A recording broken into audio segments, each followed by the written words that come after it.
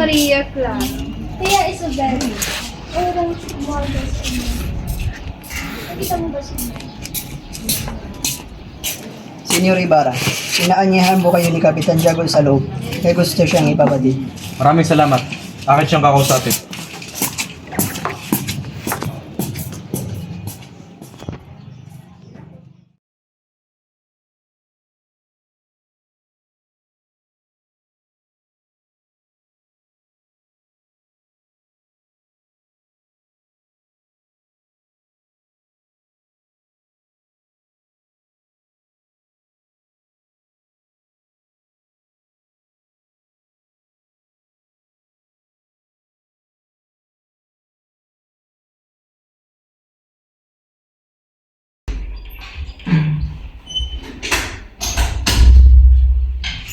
Kapitan Tiago, may na-extra po kayo sabihin? Ibarra, patawad, ngunit ang imo ang may patay na. Ano po yung nangyari? Nung ikaw ay sa Europa, dinala siya sa bilitan. Si Padre Damaso ang dahilan. Ang ama mong si Don Rafael, herehe, filibusteris mo, at kaaway ng simbahan. At wala kayong ginawa? Pinayagan niyo pastangalan ng pangalan ng aking ama? Hindi ganun kadali. Si Padre Damaso yung makapangyarihan at lahat kami takot. Ang amo ko ay mabuting tao. Hindi siya dapat sa ganung kamatayan.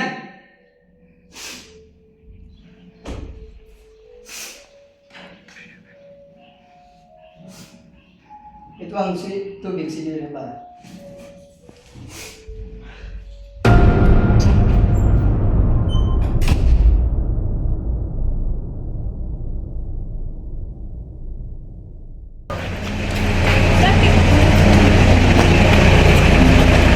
Dara, kapag alaman namin si Don Rafael ay bawal. Hindi ko kailangan ng inyong paumanhin. Kailangan ko ng kasagutan at ng katarungan. Mag-ingat ka kaibigan. Ang simbahan at ang pamahalaan ay may batas sa pagsulong. Huwag ka rin basta kilos. Paglaban mong tama. Pero huwag ka rin magmadali.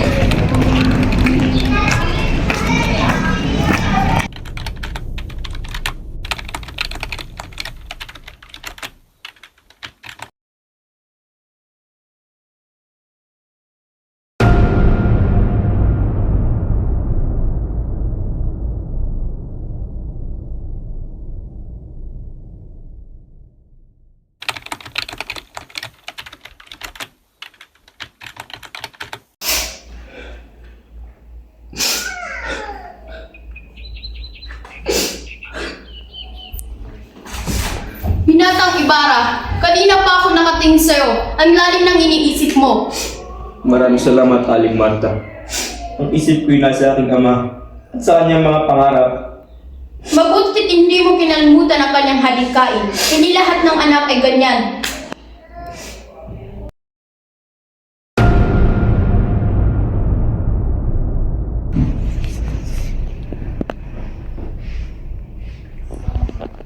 Diyos gusto mo, anak ko. Ang tunay na kayamanan ng bayan na ay edukasyon. Tayo mong paralan at hayang mo matuto ang mga bata para sa bayan natin.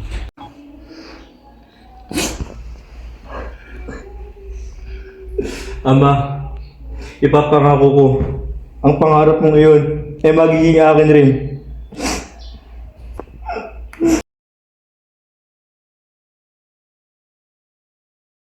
Ang ama mong si Don Rafael, herehe, filibusteris mo, at kaaway ng simbahan.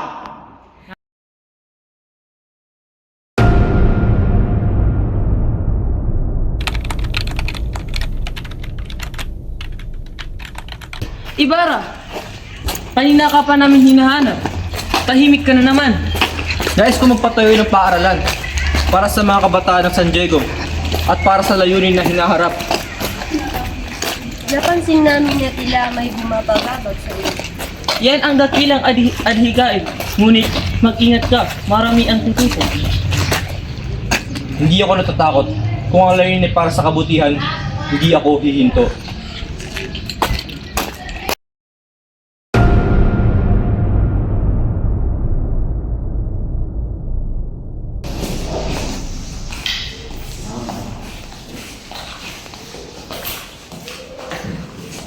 Senyor Ibarra, may sulat ko galing sa Santiago.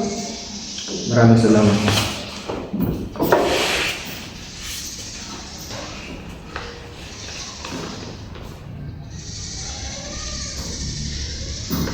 May lupa pa pala si Amang San Diego.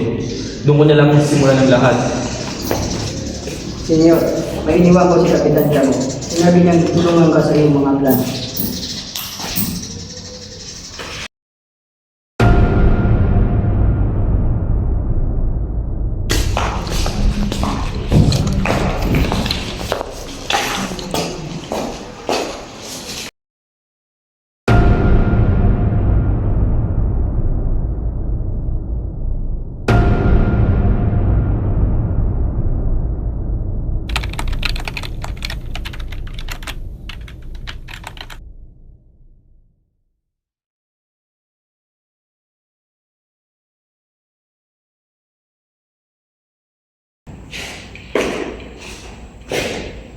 Kapitan Tiago, magandang gabi.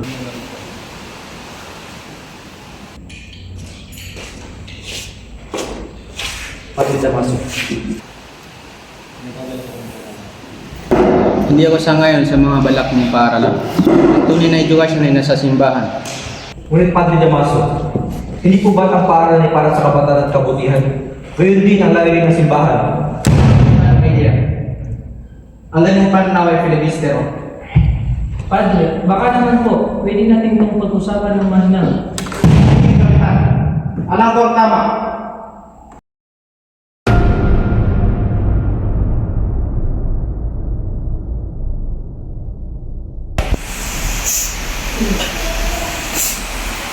Napakainit ng tagpunin mo kita.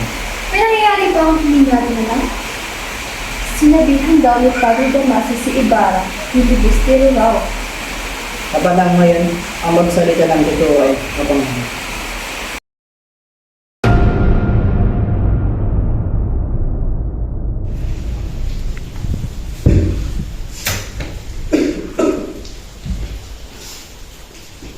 Ibarra, bata, hindi ko inasama magiging gano'n si Padre Damaso. Huwag ka na po humingi ng paumanhin, Kapitan Tiago. Sanay na ako na husgahan. Ngunit, hindi ako hihinto.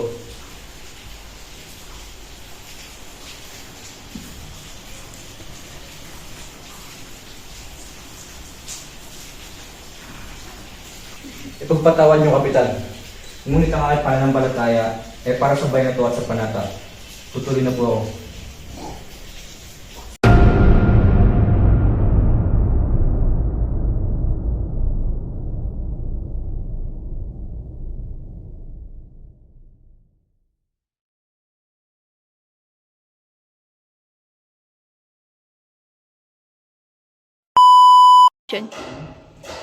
Lights, camera, action!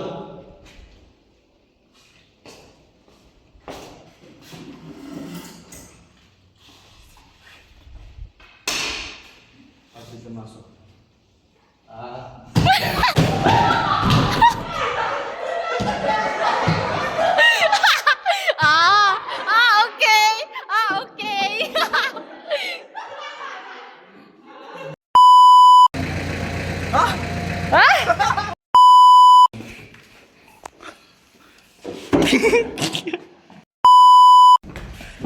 Ginakan!